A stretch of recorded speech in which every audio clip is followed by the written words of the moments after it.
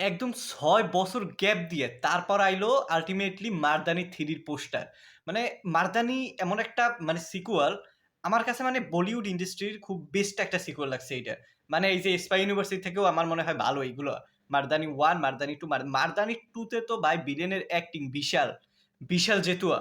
উফ! ওই ছেলেটা ভিলেনের রোলে যে অ্যাক্টিং করছে মানে আর মারে বাপ পুরো মাথা নষ্ট একটা মানে সিরিয়াল কিলার ছিল বাট আউলা লেভেলের সিরিয়াল কিলার। মানে ওই রকমের ওর চোখ ২ টা দেখেই মনে হইছে যে মালে মারাত্মক লেভেলের কিলার। যাই হোক, 'মারদানি 1' এবং 'মারদানি 2' এই ২ টা যারা দেখছেন তাদের জন্য 'মারদানি 3' ৬ বছর পর রিলিজ পাইবে জানুয়ারিতে। জানুয়ারির মেবি ৩০ তারিখে।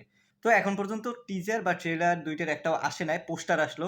তো এইজন্য ভিডিওটা বানাইলাম যে মানে আমার কাছে আমি আমি মানে বেসিক্যালি অনেক হ্যাপি এটা দেখার পর যে 'মারদানি 3' আল্টিমেটলি আসবে। আমি তো ভাবছি যে মানে এত টাইম অপেক্ষা করার পর ভাবছি যে এইটা আর মনে হয় রিলিজই পাইব না। মানে এইটা হয়তো বানাইবেই না, বাদ দিয়ে দিছে। বাট আল্টিমেটলি আসতেছে। তো টিজার বা ট্রেলার দেখি কোনটা বেরোয় তারপর একটা ভিডিও হবে এটা নিয়ে। ওকে?